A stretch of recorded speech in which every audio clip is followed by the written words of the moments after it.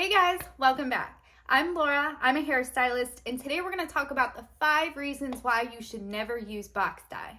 So I want to start this video off mentioning that this is my top performing blog post, and half of the comments on this blog post are people harassing me, telling me that I'm lying, telling me that I'm just trying to get people to go and spend money in the hair salon, and the other half of the comments are people commenting, "Help!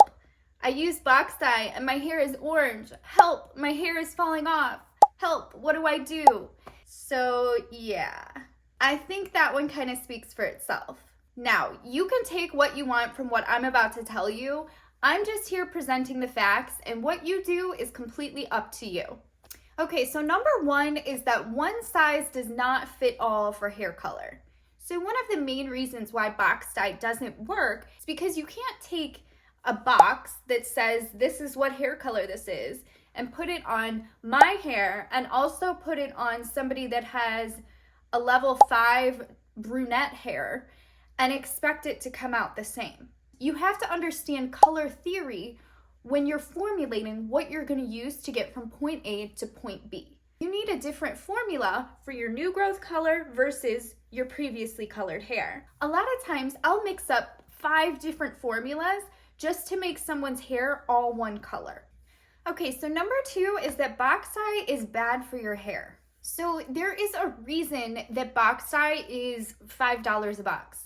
And actually, I'm gonna be honest, I have no idea how much it costs. I do know that they sell it at the dollar store, so maybe $3 to $5 for some, maybe up to $10. I really don't know. But there's a reason that it's so cheap. In order to lower the cost of the product, in order to mass produce it on a large scale, to make it affordable and available to the general public, these dyes often contain nitro dyes, high amounts of ammonia, PPDs, metallic salts, and even unclean henna. These chemicals can be really damaging to your hair as well as create reactions to sensitive skin or allergies.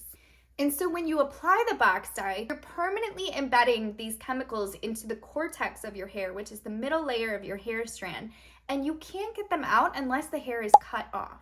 Okay, so number 3 is that box dyes are typically progressive dyes. A progressive dye is a hair color that gets darker each time you use it. So let's say that you are coloring your hair a medium brown, and then in another month you do it again, and then in another month you do it again. Eventually, the hair towards your ends that has been colored over and over and over and over is going to become really, really dark, whereas the hair that hasn't been colored as many times is lighter. This does not happen when you use professional hair color because professional color does not contain the salts that bond to the keratin in the hair. So even if a hairstylist pulls the color through every single time, it's not going to continuously get darker and darker like box dye will. And this is another reason why box dye makes for such a difficult corrective color service, because when you want to go lighter and remove that built up color, you're going to end up with a rainbow in one hair strand because the bottom of the hair has so much pigment built into it that it is darker and nearly impossible to remove. So you essentially will have like a reddish orange on the bottom and a bright fluorescent yellow on the top, and you need to try to figure out how to make this all one color. And chances are the hair that has been colored over and over and over again will likely break off before it ever gets to a clean pale blonde. Okay, and so number 4 is that I don't recommend coloring your hair yourself. And a lot of people are probably gonna dislike this video because I'm saying that, but it's true.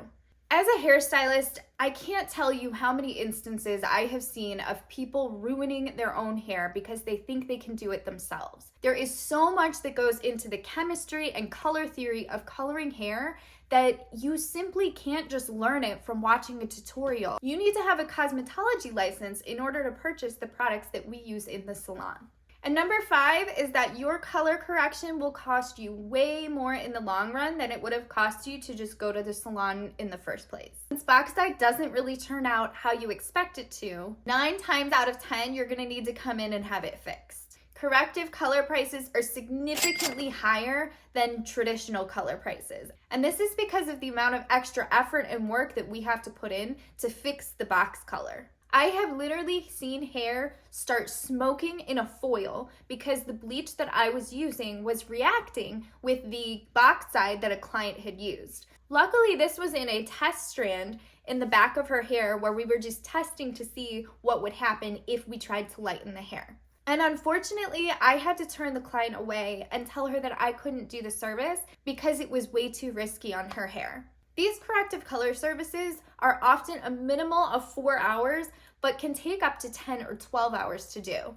When you're paying $100 to $150 an hour for a corrective color, that's a lot of money. Okay, now lastly, I want to talk about Sally's hair color. So Sally's hair color isn't technically box color because you're mixing and formulating the color yourself.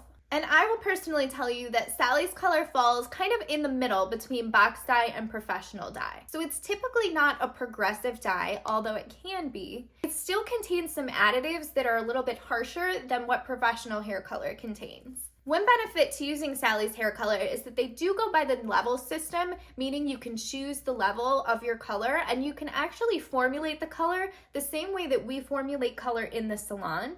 That being said, you still need to have the knowledge to know how to formulate properly. My best recommendation if you want to color your hair yourself is to use color toning conditioners. These conditioners are completely direct dye, meaning they are semi-permanent, and you don't need to mix anything together in order to apply the color. They deposit color only, so that means they can't go lighter, they can only go darker. Using these types of products to color your own hair is honestly going to be your best bet, because if the color doesn't turn out right, just wash your hair in hot water a few times and it's gonna fade right out.